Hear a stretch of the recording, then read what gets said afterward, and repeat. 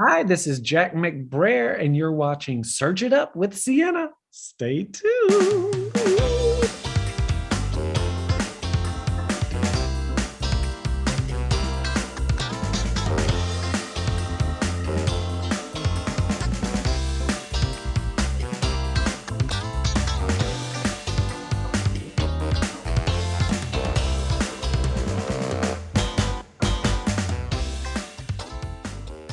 Hey everyone! Welcome back to Search It Up with Sienna, where I use IMDb to discover and talk about all different types of movies and TV shows, and how the people in front of and behind the camera not only make it all possible, but are somehow all interconnected. I talk directly with the talent about their backstories and experiences on and off set, and what they're up to today. On my last episode, we took a look at the movie Monte Carlo with writer Maria Magenti and writer and director Thomas Bazooka. Selena Gomez played the role of Grace in Monte Carlo, and she plays Mabel in Only Murders in the Building. So today, we're going to be connecting back to Only Murders in the Building. The show is suspenseful, captivating, and so funny. I'm especially excited for this episode because joining me today in person is Teddy Coluca, who plays Lester the doorman, one of my absolute favorite characters in Only Murders in the Building. I talk with Teddy about his experience on set and beyond. In addition to Only Murders in the Building, Teddy has appeared in so many movies and TV shows, including The Blacklist, 30 Rock, The Comedian, and Marvelous Mrs. Maisel, and so many more. And now, without further ado, here's my interview with Teddy Coluca. I am so excited to be talking to my guest today. Teddy Coluca, thank you so much for joining me. This is my first in-person interview. And I'm on it. Yes, so I'm very excited, especially since I love your work so much, and especially on Only Murders in the Building, which this is my third time doing Only Murders, so I think it's pretty safe to say that it's definitely one of my favorite TV shows ever. But before we get into Only Murders, I wanted to hear about your background and just how you got into acting. How did I get into acting? I wasn't into acting much as a kid. When I was a real young kid, I lived in Brooklyn, and I went to a Catholic school that we did a play every year. Mm-hmm. So when I was very young, I did a play in the first grade, second grade, all the way up till seventh grade when we moved to New Jersey. When I got to Jersey, it wasn't cool to be in the play. And believe it or not, I was an athlete. I know it's hard to believe, but I was an athlete. So it really wasn't cool to be in the play. But I guess I always had a funny streak in me because we did have in my high school, we had awards every year, like the Academy Awards, and I didn't win, but I was nominated for class clown. Really? And it was a big class. We had 563 kids in our graduating class, North Bergen High School, and so I knew I had a funny streak in me, and I knew what I looked like, and that didn't hurt. So later on, I started, be the funny guy at a wedding or this and that, and I started watching stand-up comics, and I said, I think maybe I want to try stand-up, and I did, and I passed the audition in a number. Back then, we had 3 major comedy clubs in Manhattan. We had the Improv, Catch a Rising Star, and the Comic Strip. Those were the 3 clubs. That's where, if you did stand-up, that's where you started. Okay. I mean, there weren't improv groups back then, really, and stuff. So I passed the audition at the Comic Strip, and people like Jerry Seinfeld was the weekend MC at the Comic Strip, and everybody, like Paul Reiser, I crossed paths with, and Eddie Murphy, believe it or not, Really? I crossed paths with. Well, we had a comedy show out here, too, at a restaurant that was on Route 17 in Paramus really? called the Jade Fountain, and it was like a Chinese restaurant on one side, and a room on the other side where they had bands and stuff. Really? So, That's so cool. So we had a thing called the Comedy Caravan on Wednesday nights, and what we did was we had a few of us, and I emceed there a lot once I got rolling a little bit as a comic. Mm-hmm. And what we would do is we would bring the comics from New York. They would take the bus. They would take the bus out. We'd pick them up at the bus stop, and then we would I would drive them back to the bus stop right Really? before the George Washington Bridge, and that's how I got to know a lot of people. That's how I got to know so many of them, and we did cross paths later on. But I realized really early on that, and I use this line a lot. Some people get it, some people don't. I wasn't angry enough to be a stand-up comic. There's sort of I don't know, like an actor will say to you, hey, there's an audition over there. I think you're really right for it. A stand-up comic will send you in the other direction. Okay. It's not really, I don't believe there's the camaraderie with stand-up as there are with actors. There's a lot more competition with stand-ups. Yeah, that makes sense. And I didn't, I was doing a joke one time about a roach motel. What's a roach motel? You say, it was a product. Okay. Roaches check in, but they don't check out, I used to do a joke, I got this roach motel. I had roaches in my apartment. No, I didn't, but I had roaches in my apartment, and I had put out a roach motel, and I come home, they were all sitting around the pool, something like that. Yeah. So I did this roach motel joke one night. There was another comic who was a lot more established than I was. Yeah. He went on after me, and he did a roach motel joke, and his fell flat. Really? Oh, yeah. So he came out, and he sort of ripped into me a little bit. I do a roach motel joke. How could you, Oh, interesting. So, right there, I kind of said, this really, isn't what I really want. I didn't like doing it, because I had kids, too, then. So I didn't like, you had to, when you started out, you get a late night slot. You wouldn't get an 8 o'clock slot. You get an 11:30 slot, or, So someone said to me early on, why don't you try to do commercials? Yeah. Because back then the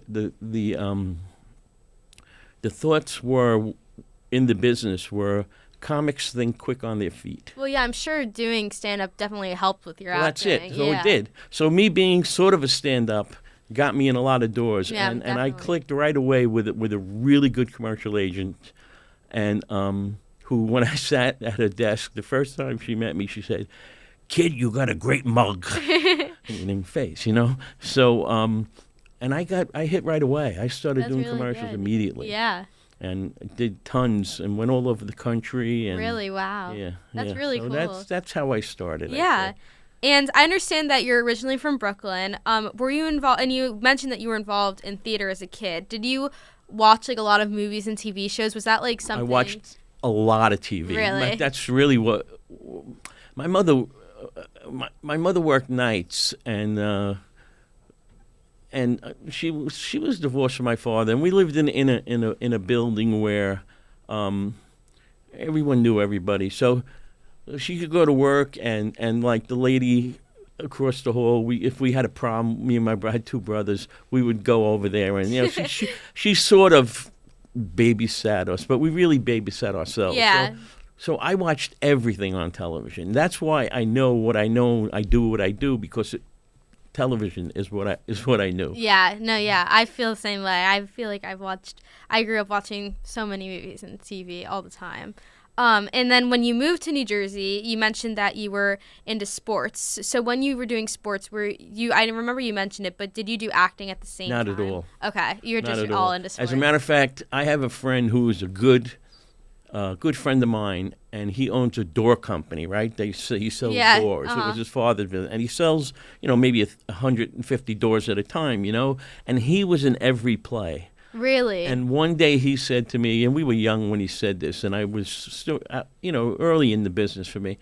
And he said to me, really, you should be doing what I'm doing, and I should be doing what you're doing. And, it's just how it worked out, Yeah. He's a great friend today, and he's very, he's very loyal and very supporting. Yeah. But that's funny. he was in every play. And your first job was working for a newspaper, and then you did some stand-up as well. Did you perform while you were working at the paper? Yeah. Okay. Yeah, And where did you perform at those same places, or were well, I did stand-up. That's when I started doing stand-up because I worked for the local Bergen Record, which you know, and what happened was in the midst of me being there, and I worked there for 15 years. They went from an afternoon paper to a morning paper. So what happened was I would go to work at like 3 o'clock, 4 o'clock in the morning. And I had a job that once the paper was out the door, my job was done for the day. Really? So I was done a lot of days 8 o'clock, 9 o'clock. Oh, okay. Which allowed me then to start auditioning for commercials. Yeah. And once I started clicking, I started taking days off. I see. Yeah, So yeah. my best friend today, who was my boss then, said to me, you have to make a decision. You have to either, you can't take so many days off. Yeah, you have to because do. I was booking. So you can't take so many days off, or you really, you have to commit more to the newspaper. And, Yeah. and to me, the newspaper was basically a job and wasn't really a career in my head. Was that? I realized in the years I was there, and I took a shot. Yeah. And you mentioned that once you started really doing like commercials, especially, you kind of like just hit it off right away.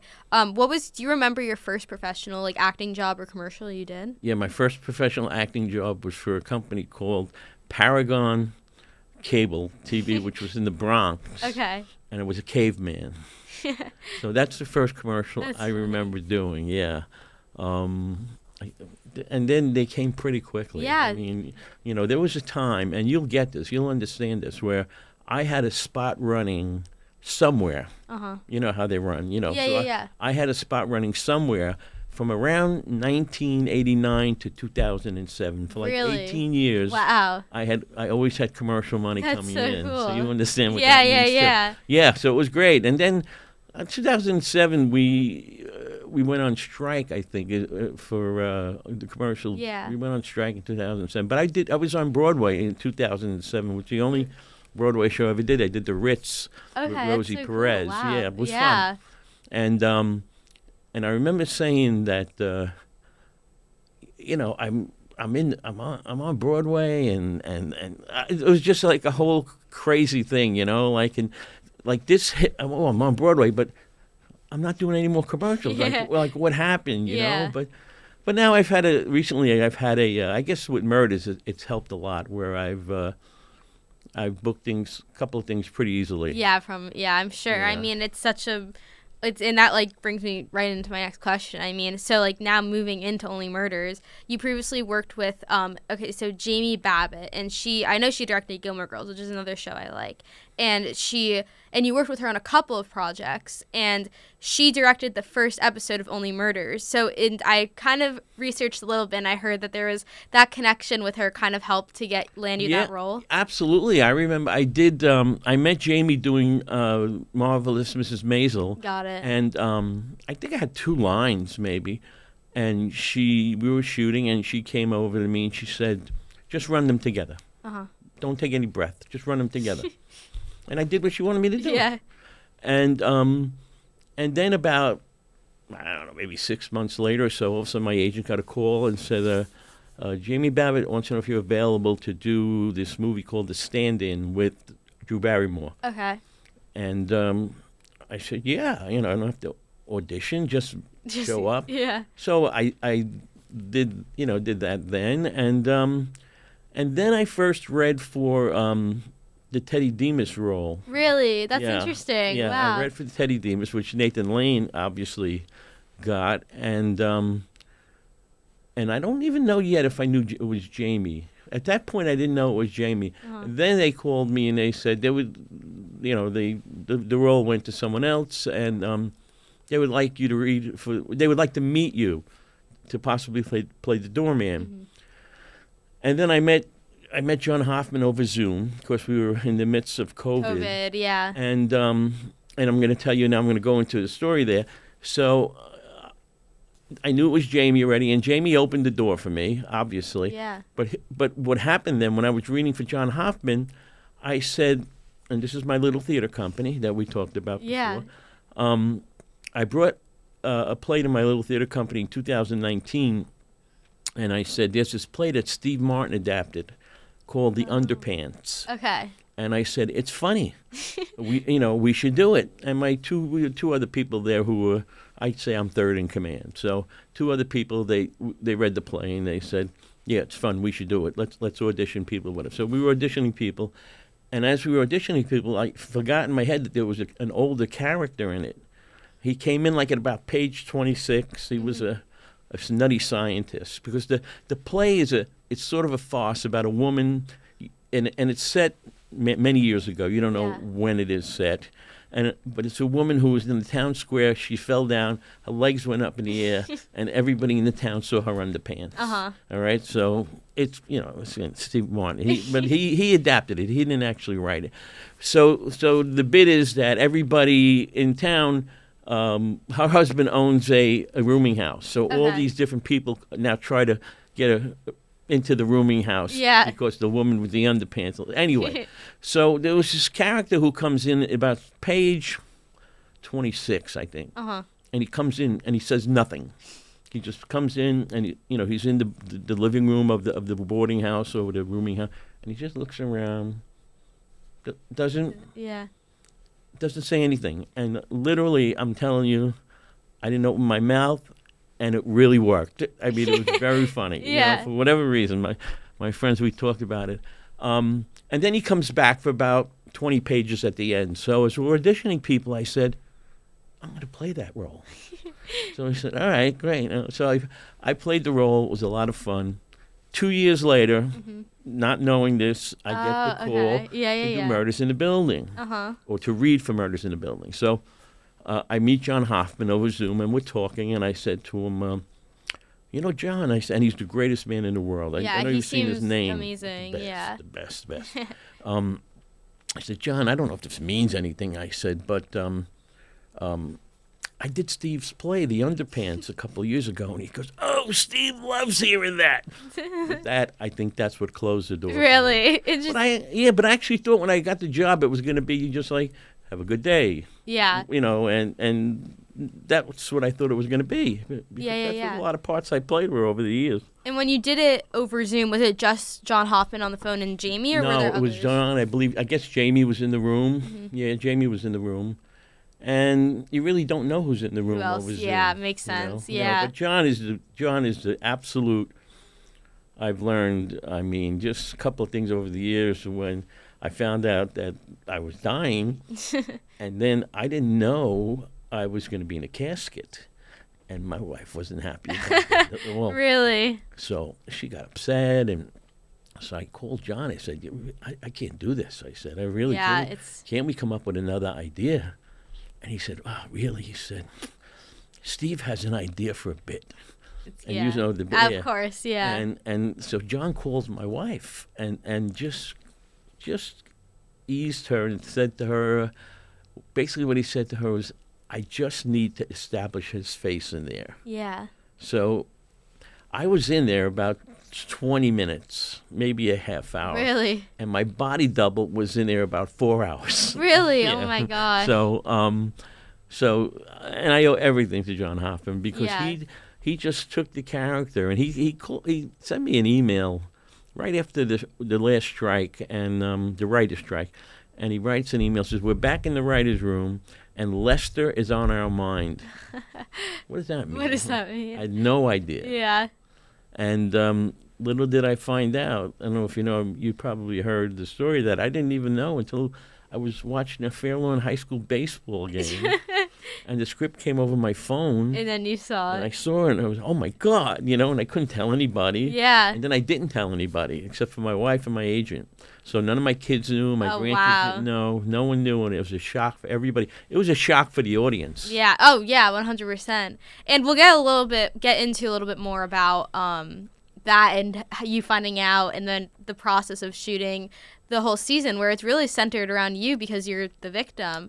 But then what about the role of Lester when you were first cast? Did you know that it was going to be reoccurring? Did you think it was just going to be like did you know that you were going to have lines and stuff and have those I knew I would be recurring, but again, I just thought I was going to be recurring as the doorman I never thought in a million years I'd be involved in the storyline at all. Yeah. Well, I mean, even before they kill you off, I feel like you have those connections with the other characters. They definitely made Lester that he's part of the building. Yeah. And he loves the building, and the people in the building love him. I mean, that clearly was, and that they really started establishing that season 2 when I don't know if you watched season 2 when the girl Nina. I was just gonna say that. Yeah, I was just gonna bring that one up. The baby's crying. The baby and the lights are out. The lights are out. Yeah, yes, I remember that. That was my first. I thought really good episode. Yeah, really, that literally just came to my mind. Yeah. And then the finale that year too was when we find out a lot about Lester, because they're gonna set up that scam to get Poppy. Yes, right. I remember. So we find out Lester was an actor. Lester had an alcohol problem. Lester, this is the only job he took, because it's the only job he could get. Yeah. And then this year in season 5, last year in season 5, then you really see Lester's biography and how he started, and Emery, young man, played young Lester. Yeah. And he was a good kid, and I was thrilled with that episode. I watched it again the other day just because I told you I'm putting together more of a reel, and I want to put together one reel strictly with murders. That's a good idea. Yeah. Well, and then also I was just going to say, remember another time too where, speaking about like how your character has that like acting career, I think it was either season 2 or season 3, but where you say you're an actor. It may have been that scene, and you're like, you've worked with all these famous people, and they're just looking at you like, we've never, like, we just thought you were this some doorman. Yeah, exactly. I went to Juilliard. That's what it was. Yeah. I went to Juilliard, and I was in the same class as Tracy Letts, supposedly. And you were like, he's my biggest rival or something. Yeah. And I did a great line when whatever I do in that episode, I finished whatever that monologue is. I whatever. I think it's, you killed him. And then Marty goes, he's wonderful. That was so funny. I remember that episode. That was a really good episode. Yeah, that really was. And then I also noticed there's just some like things that I think, especially doing my research before talking with you, I feel like little things from your like personal life that kind of made its way into the character. Like, I noticed that Lester's last name is also Coluca. How did that come about? That came about, and I still don't know why. Because John calls me one day, John Hoffman, and says, Hulu would like to use your real last name for the character. And I went, what? And it's happened to me before, where I did this film with De Niro, and no big, I'm not, but whatever. And my character really didn't have a name. It was like Fan. And he says, the director says to me, all right, how about if we use Ted? I'm not going to say no. No. And even with the Blacklist, my character's name was Teddy Brimley. Really? And how that happened was, I was just Brimley. I was supposed to be Brimley. That was the name of the character. And then the first episode I do with James Spader, we're doing it. We're shooting the scene. He's here. I'm here. We come. We meet. I give him the information. Yeah. We go our separate ways, and he ad-libs, thank you, Teddy, which wasn't there. I don't know if it was a mistake, because he didn't make many mistakes. I don't know if you know a lot about James Spader, but he's brilliant, and he didn't make a lot of mistakes. Or he just felt like the character, the name Teddy worked. So I ended up Teddy Brimley, and and then he really loved it, because he would say, Teddy, come on, I really need you. He would say throughout, because I did 10 seasons with him. Wow, not a lot. I did like 4 or 5 episodes a year. But still a lot. It builds up, Great job. I don't know if you've ever watched any I was going to, and I have to now. I was trying to find it. What is it? Do you know what it's on? Like, it's on Netflix. Netflix? Is it? Okay, then I have to watch it. Yeah. I pop here and there. I was clearly the comic relief of the show. You never know what Brimley was going to do. Because he tortured people. That was that's how he got the information that James Spader wanted. Yeah. But you never knew really how he did it. But you would see a scene where Brimley would come through a door, and you'd have a llama. and he would give James or Red, he was in the show, the information, and he'd leave, and you'd never explain the llama. Yeah. But then we found out over the years that he used animals a lot. Like, I worked with goats. Had a snake around me one episode. Yeah. So I don't know where we're going. So that's it. No. So Coluca. So what happens is, John calls me and says, Hulu would really like to use your real last name. Again, I'm not going to say no. Yeah. All right, So then I thought about it overnight, and I said, it would be nice. I don't know if I really want them to use my real last name. I said, my mother would have been 100 this year. Mm-hmm. I said, maybe it'd be nice if we named him Caruso, because my mother's maiden name was Caruso. Really? So I said, how about if we named him Caruso? So I called John. He says, all right, let me run it by Hulu. And he calls me back a day or two later, and he says, nope, Hulu would like to use Coluca. And I said, all right, what am I going to do? But that's how it happened. And it's kind of It confusing has a ring with to people. it. It has a catch, though. But yeah, but Caruso would have been okay too. Yeah. But like, and the funny thing that happened was, I have 2 brothers, and my one sister-in-law, and she has a lot of friends and stuff, and she put up on Facebook when Lester got killed, and she got a lot of real condolences. You know what I mean? Oh, sorry to hear about your brother-in-law. Oh my gosh. No, I'm alive and well. So it makes for a good conversation. Yeah, that's it. Yeah, But I had nothing that's to do with crazy. it. Oh my gosh. I had he's a completely different guy, Lester, than Teddy. Yeah.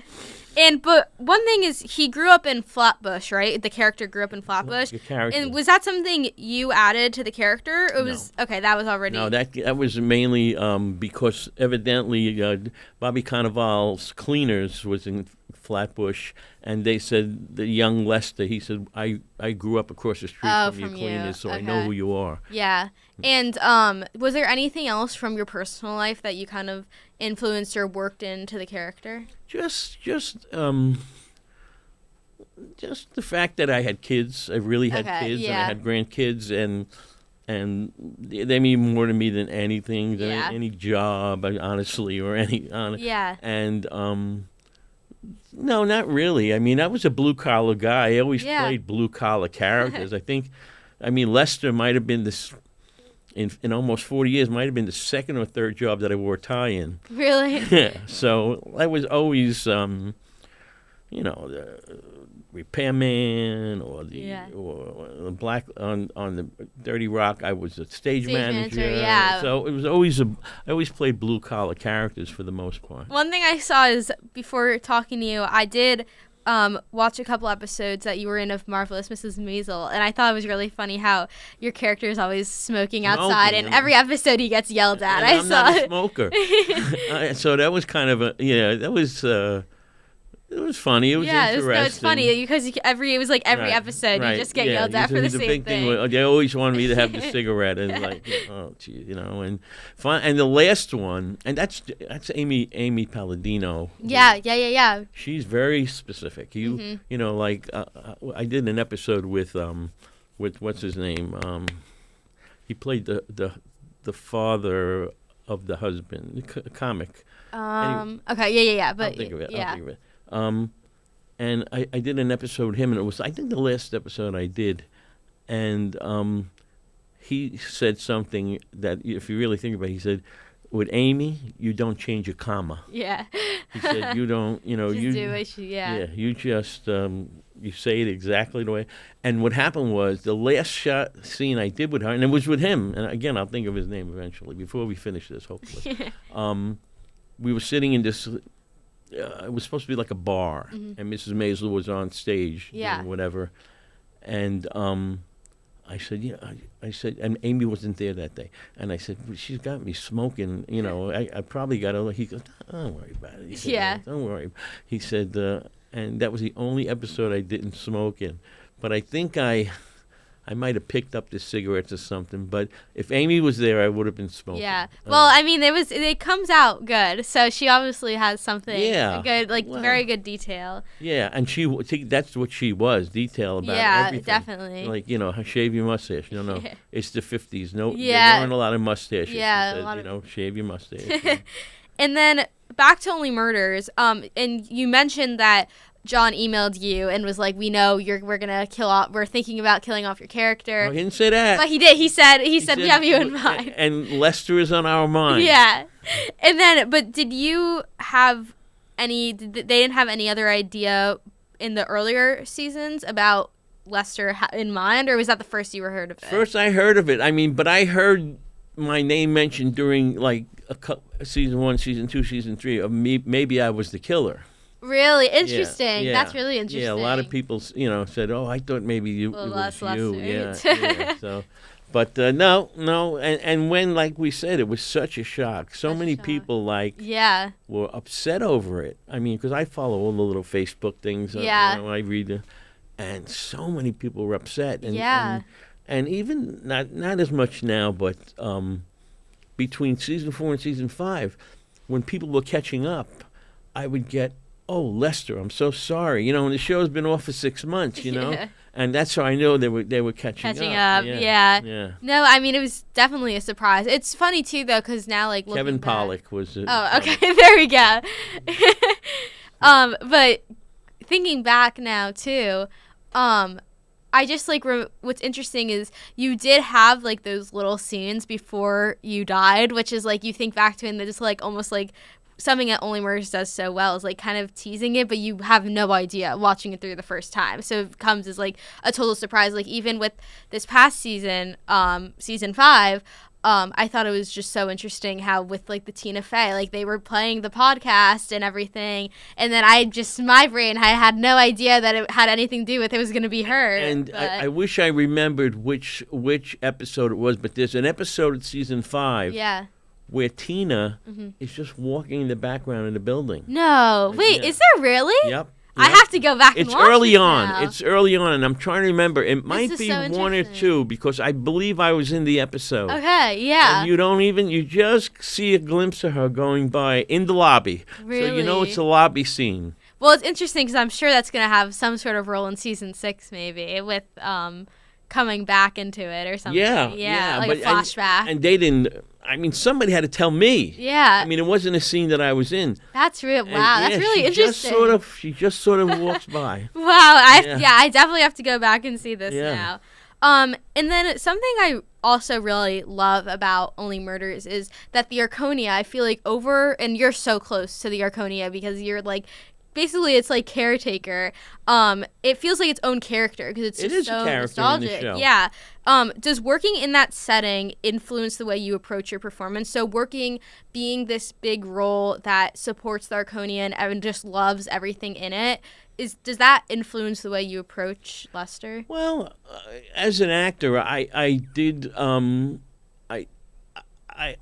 I did know that he loved his job and he loved the building and even in season 5 he says, "This is my building." Yeah. He says, and at one point where even I guess it's season 5 again, and just right before you see, what happens to me, I say to the fellow who kills me, in case someone doesn't know, my friends are going to get you. Yeah. So they were more than, tenants to me. Exactly. They were friends. And he'd been there 32 years. I think Yeah. that's what he said, 32 years. Well, I think it's really interesting, too, how I think it's the second episode of season 5 where it's, like, really talking about Lester's story. Lester's story. Yeah, is how, like, going into it, you're like, no, I'm going to be an actor. Like, your character's like, I don't want I was going to be an actor. Yeah, but then you, like, grow to love the building. Yeah, absolutely. And if someday, whatever I say, something, one day you just might fall in love with it. Well, and that's, I feel like, how Randall, the new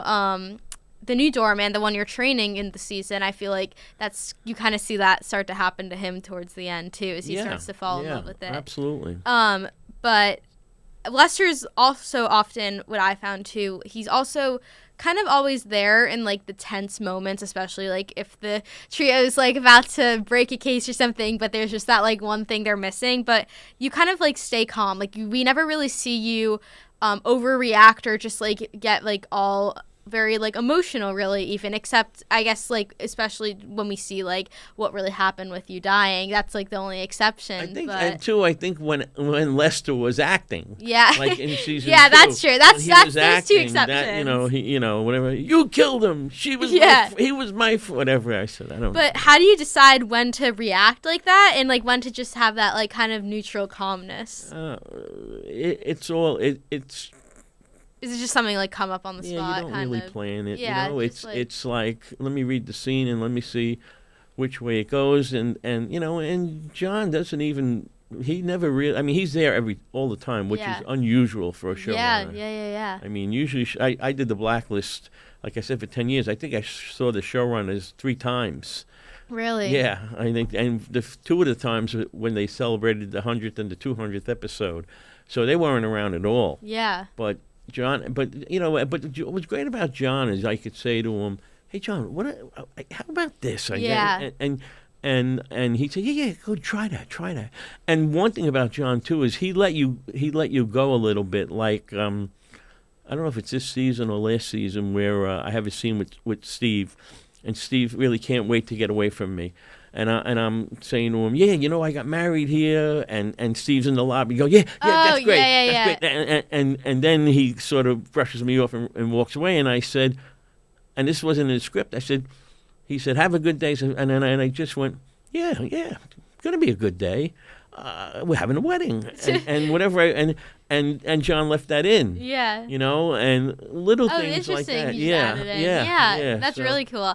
I think that's what makes it just like feel so like real to the show. Is like, I mean, it's like obviously this crazy things that are happening in this building, but it just also has that like warmth. I feel like a lot of people describe it as, where it just feels very like just like normal people too. Well, that's it too. And I've learned over the years. Sometimes I came across as way too big, and they'd say to me, bring it down. Yeah. And it took me many years to learn less is more. Yeah. and from day one, even when I did the Blacklist, I remember my character in the Blacklist.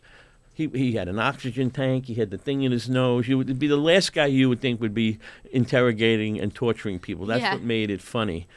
And I remember, and James Spader, every show you say to me, Teddy, remember, you talk loud.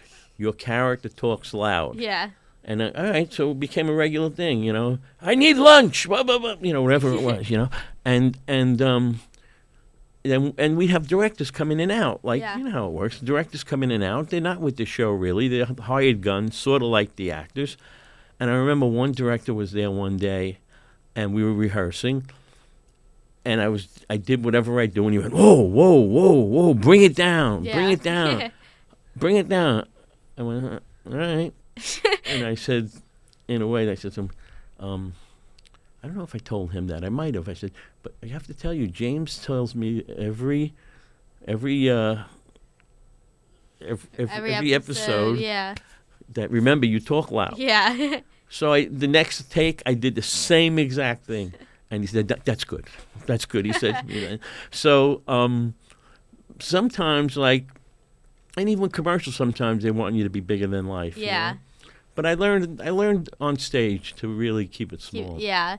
And what has been the most rewarding part about working on Only Murders in the Building, you think?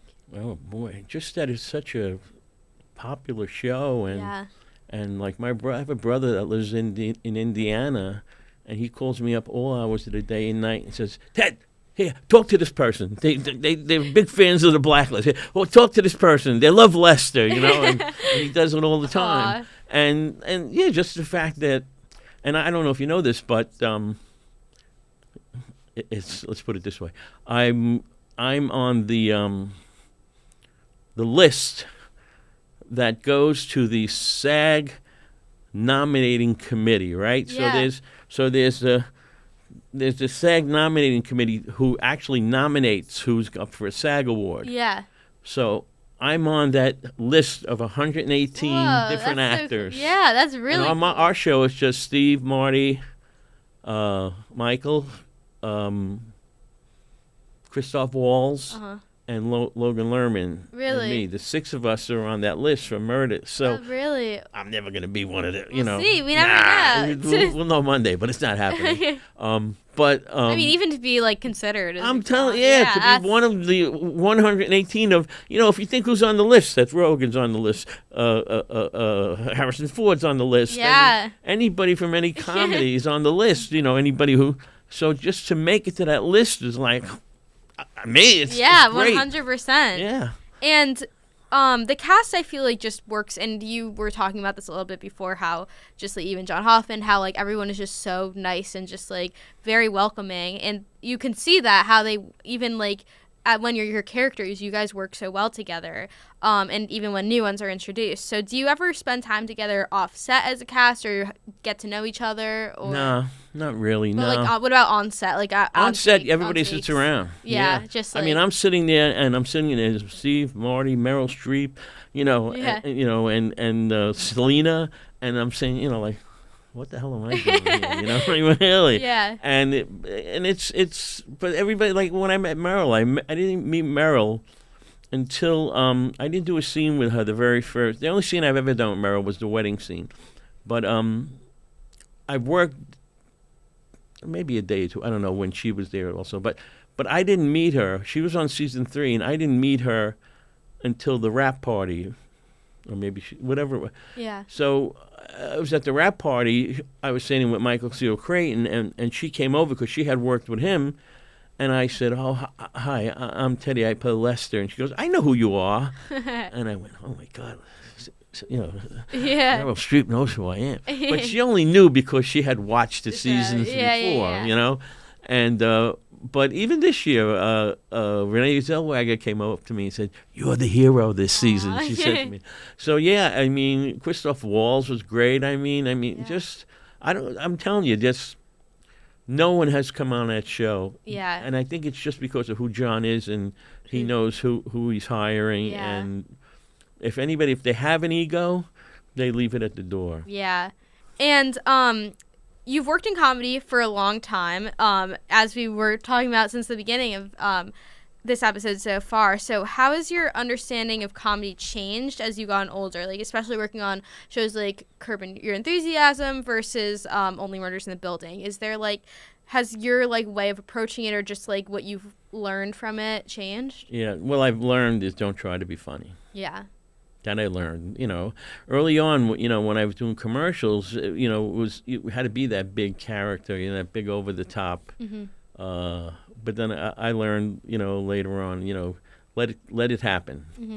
Don't try to make it happen. Yeah, 100%. I learned that on stage too. I think I learned a lot on stage. Doing doing plays here or there. Yeah. Honestly, I mean, and there's nothing like it because it's different every night. No, yeah, I'm finally starting to dip my toes into that a little bit, and I feel like it definitely gives you a whole new perspective on things. And then what's next for you for film and TV or theater, or do you have any preference too in terms of doing theater versus TV or film or commercials? At my age, and I'm not that old, but I'm not that young. Yeah. I don't worry. Whatever comes. Yeah. I mean, I just I read for Tulsa King last week, so we'll see. Yeah, really. I and they've had me 3 times this year, and there were almost consecutive episodes I read for Elsbeth. Mm-hmm. That show, Elsbeth, it's on CBS. Yes, she's I think quirky. I think I've heard of it. Wears over-the-top clothes. And she's who Columbo is. You're too young. But she's I guess a detective. But but you did all right in the audition, or they wouldn't call you back next week to read for the next audition. Yep. So I'm on a lot of people's radar, let's say. But I love the occasional commercial. Believe me, I just love it because I have a commercial running now that I never even see. That is, I don't want to say, but very lucrative. Yeah. Where every 3 months I get a big check. Yeah. And I don't even see it. Yeah. It's an insurance company, but.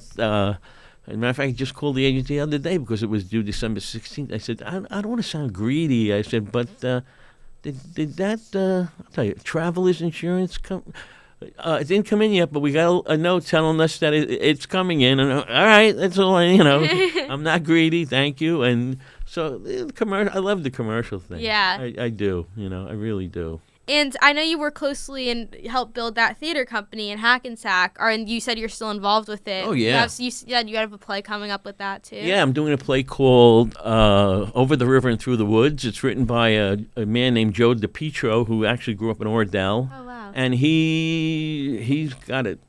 You can look him up. He's got a ton of plays that he wrote that are successful. And he wrote a lot of books for a lot of musicals, too.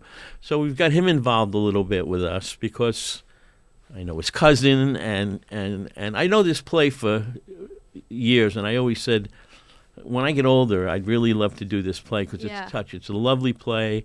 It's set here in New Jersey. It's funny. It's touching, and so we're going to do that in the winter. We're going to do that the last week in February, 2 weeks in March. Really cool. And and whatever happens, I don't worry. I promise you, I don't lose a blink of sleep over anything.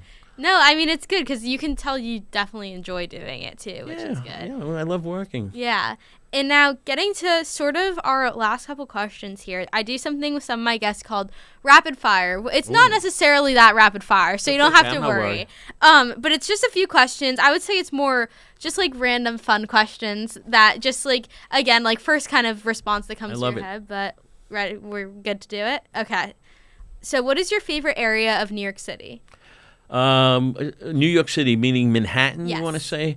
My favorite area of New York City would be sort of where the Flatiron Building is over there. Yeah. That area there. Yeah. I don't know why. Fifth Avenue, sort of. Yeah, Fifth Avenue, but like around 23rd Street and stuff. Yeah, There was a lot of activity down there years ago. Yeah, that's true. when we were starting, all the casting places were down there years ago. Actually, I think I've gone down there. Yeah, you have. times. Yeah, like Beth Melsky was there, and there's still a couple of them are still around. Yeah. So that's that. I guess that's my favorite part of Manhattan. If you could travel back in time, where would you go? Back in time, where would I go? Too. I guess I'd like to be like maybe like a comic, like in the 50s, like Sid Caesar and some of those old funny guys that I watched as a kid, I think cool. so. I think that. Yeah, I don't want to go anywhere. No, there's no I don't want to go too far back. I can care less about 200 years ago. I just like who I learned from. Yeah. What's your favorite dessert? Something called a brown derby cake that I get in B&W Bakery in Hackensack. It's chocolate cake with whipped cream and strawberry. And I still have a big piece home. What happened with my grandson's birthday was last week. So you can buy it round. Yeah.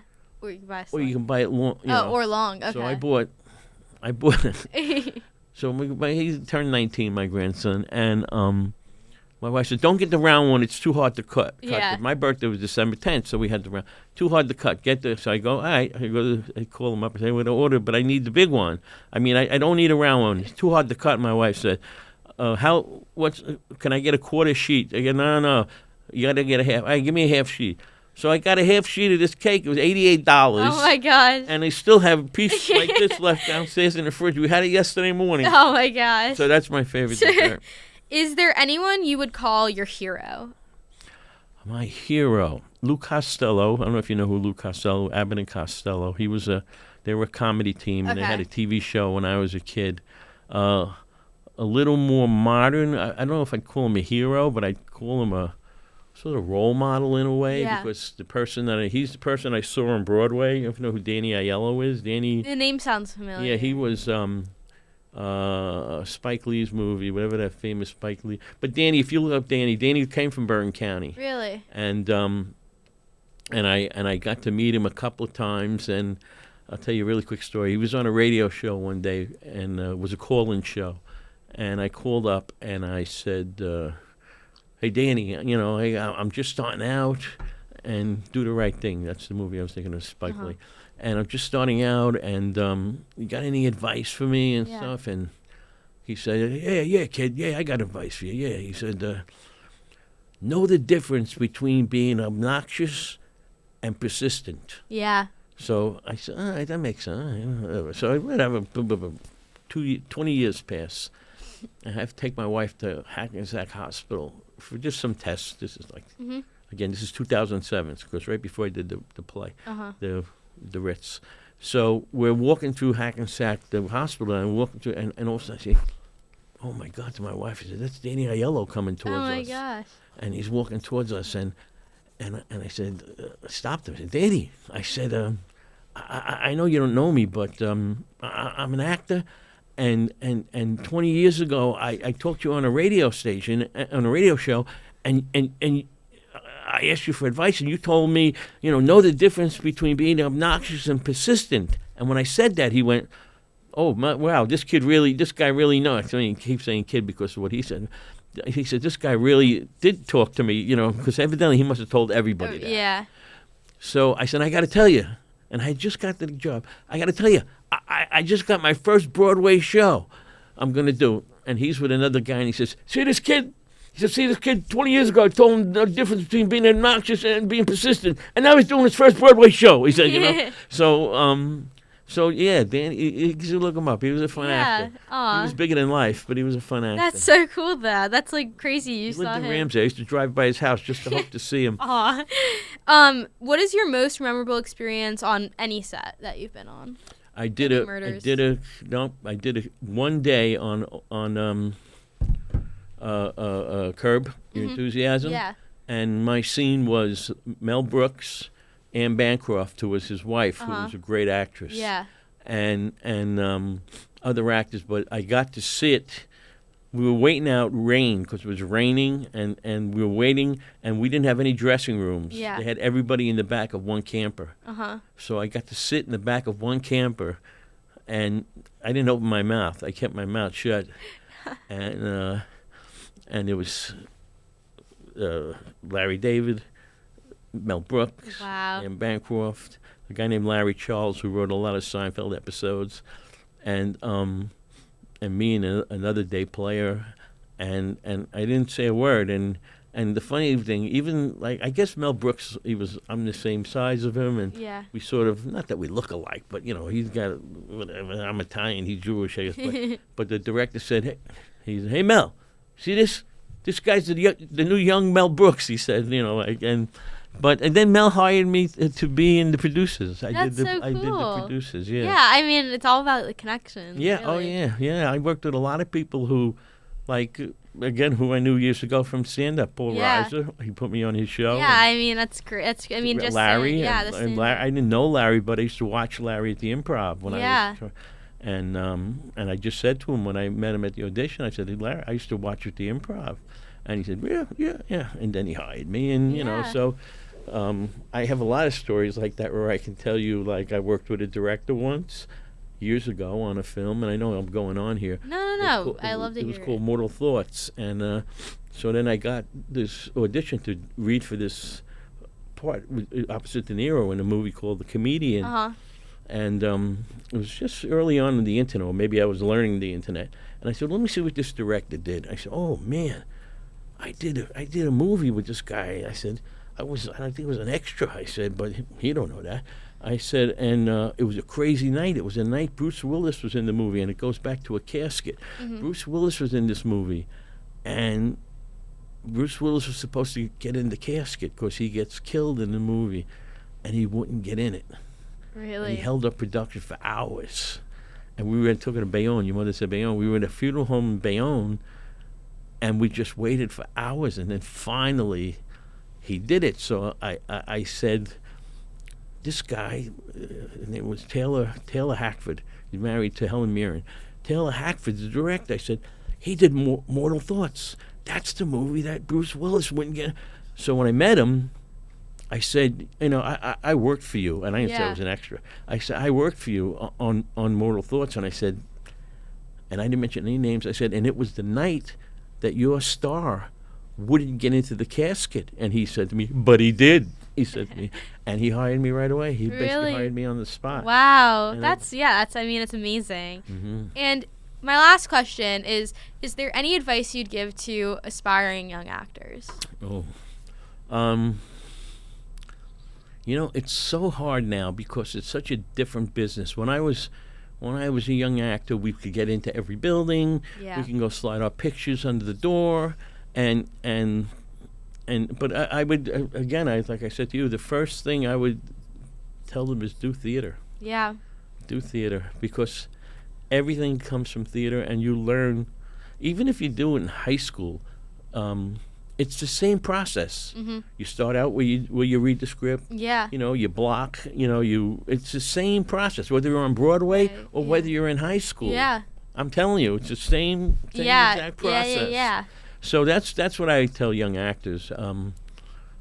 I think, the problem is now, but there's not as many regional theaters as there were. Like, I could go years ago. Went to Buffalo and did a couple of plays, and sort of helped me move up the ladder. Once you get a good review out of town, and you brought it back to New York, it really it elevated you every time. But now I say, do theater and write your own stuff too. That's another thing, which I tell you, write your own stuff. Yeah.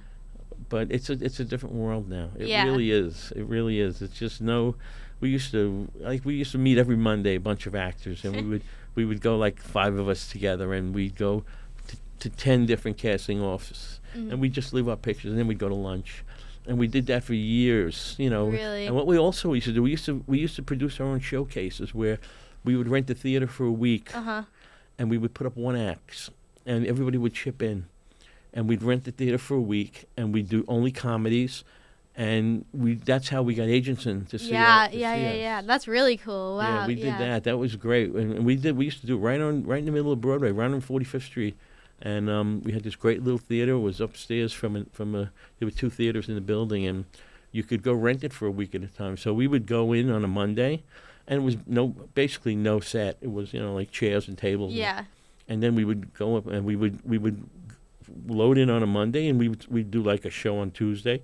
We'd be ready to go, and then we'd do 2 on Friday, 3 on Saturday, and it would, cause we'd do like an hour and a half. Yeah. We'd do 3 or 4 1-acts, and a lot of times it was just from like one playwright, and a lot of them, became famous playwrights. Yeah. Yeah. I mean, it's all about, I feel like that goes right back to what we were saying too, about just like meeting people along the way, and then just building this connection. Like I told Joe DiPietro, he started out, and he's a big name now. Yeah. And, so you'd be surprised. And Yeah. Well, I want to thank you so much for doing this. That was just great. I had the best time, and I just learned so much about you and your amazing career. I mean, it's crazy how many things you've done and just how many people you've met along the way, and it's just it's very inspiring. I always say, who would have thought? Yeah. Well, I had the best time talking. Thank you for having me. Of course. I really appreciate it. Thank you. Thank you so much, Teddy, for taking the time to speak with me on this episode. Now, before we search it up, here's a quick fun fact. Did you know that Selena Gomez is actually a true crime fan in real life? And now it's time to search it up. Let's see. Oh, Jane Lynch plays Saz in Only Murders in the Building, and she also plays Cindy in Arrested Development. So next time, we're going to be talking about Arrested Development. See you then!